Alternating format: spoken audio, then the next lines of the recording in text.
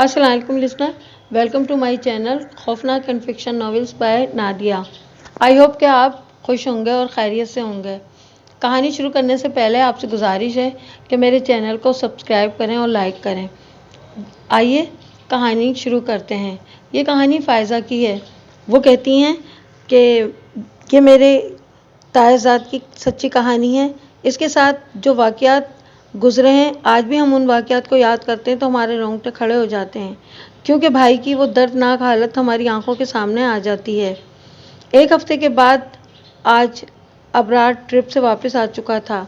जल्दी आने की वजह से उसकी तबीयत की ख़राबी थी। उसे बहुत तेज़ बुखार था। बकौल उसके बुखार 2 दिन पहले ही हुआ था, जिसकी वजह से वो ट्रिप के दौरान बिल्कुल भी इंजॉय नहीं कर पाया था। इसे इस बात का बहुत ही रंजो मलाल था। इसके अलावा घर वालों ने अबरार में एक बहुत ही अजीब सी तब्दीली महसूस की थी। वो थी खामोशी। 2 दिन से अबरार बिल्कुल खामोश था, चुपचाप था। बस हर वक्त गुमसुम सा लेटा रहता, न कोई बात करता। घर वालों ने इसे इसकी तबीयत की खराबी समझा, वरना अबरार और खामोश हो, ये अल्फाज उसके लिए नहीं बने थे। अबरार नहायत ही शौक व चंचल और शरीर लड़का था। हंसमुख और खुश अखलाकी का लक़ब उसे तकरीबन हर कोई दे देता था। वो खामोश तबे और कमगो हरगिज़ न था, इसलिए इसके इर्द गिर्द के लोग सभी हैरान थे। लेकिन फिर इसकी खामोशी तवील होती चली गई। घर वाले बहुत परेशान हो गए। इसे हर तरह की कोशिश करते इसकी खामोशी की वजह पूछने की, लेकिन इसने जैसे अपना मुंह सी लिया था। ज़रूरत के वक्त भी बोलने की जुर्रत न करता। और फिर वो रात, इस रात के बाद तो इन सबके रोंगटे खड़े हो गए। अब्बू को शक होने लगा कि रात को इसके कमरे से एक औरत के हंसने और बातें करने की आवाज़ें आती हैं। उन्होंने इस बात का जिक्र अम्मी से किया तो वो भी बहुत परेशान हुई।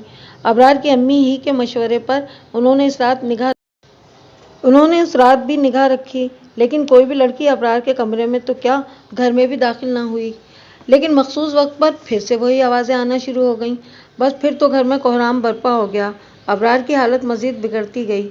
वो अब अजीब तरह की हरकतें करने लगा, जैसे इसे कोई तकलीफ़ दे रहा हो, मारपीट कर रहा हो। घर वालों ने इसका इलाज हर जगह से करवाया, लेकिन कोई इफ़ाक़ा न हुआ।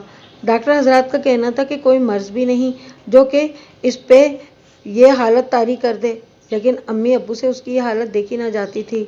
वो इनकी नज़रों के सामने अपने बाल नोचता और अपने मुंह पर इस तरह तमाचे मारता कि देखने वाले को इसका पागल होने का गुमान होता। उसने खाना पीना इस कदर कम कर दिया था कि इसकी आंखों के गिर्द सियाह हल्के पड़ गए थे। फिर किसी के मशवरे के बाद अम्मी अब्बू ने अबरार के इलाज का रुख बदला। वो इन्हें पीरों फ़कीरों को भी दिखाने लगे, लेकिन कोई भी उसका इलाज न कर सका। आखिरकार एक दिन एक फ़कीर ने एक बुज़ुर्ग का पता बताया और अबरार को वहाँ ले जाने के लिए कहा। अम्मी अब्बू इसे वहाँ लेकर गए तो उन्होंने घर आने का वादा किया। अम्मी अब्बू वापस आ गए। इससे अगले दिन वो दुर्वेश नूरानी चेहरे वाले बुज़ुर्ग घर पहुँचे।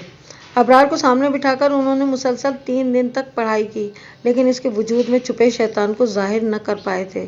अंदाज़ा तो इन्हें भी हो गया था कि कुछ न कुछ गलत ज़रूर है। इसे देखने के बाद वो यकीन में मुब्तला हो गए। अबरार पर हर तरह का विर्द किया और हर तरह का दम पड़कर फूका, और फिर मुसलसल कोशिश से वो ज़ाहिर हो ही गई। उसने इन बुज़ुर्ग साहब से काफ़ी बदतमीज़ी की और इसे धमकी देकर वहाँ से चले जाने को कहा। इसके बाद इन्हें गुस्सा आया। उन्होंने गुस्से में उसके दाहिने पाँव का नाखून उखेड़ दिया। पूरा घर उसकी चीखों से गूंज उठा। पूरा महल्ला उसे देखने के लिए उमड़ के घर के आंगन में इकट्ठा हो गया था।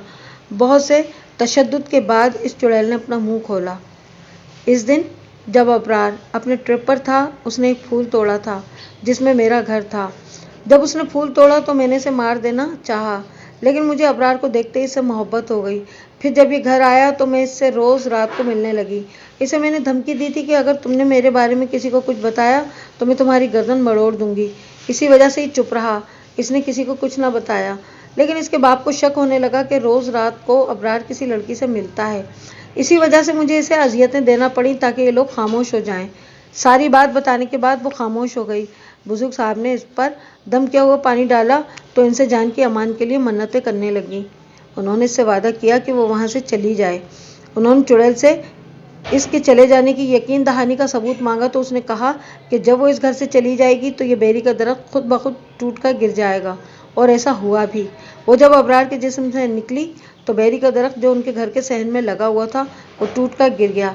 लेकिन वो शैतान फितरत चुड़ैल जाते जाते अबरार को माँ की नेमत से महरूम कर गई। घर से निकलते वक्त وہ اس کی گردن مڑوڑ گئی۔ آج ابرار جب بھی یاد کرتا ہے تو اپنی غلطی پر بے انتہا پچھتاتا ہے کہ اس نے خود اپنے ہاتھوں سے اپنی ماں کی جان لی ہے۔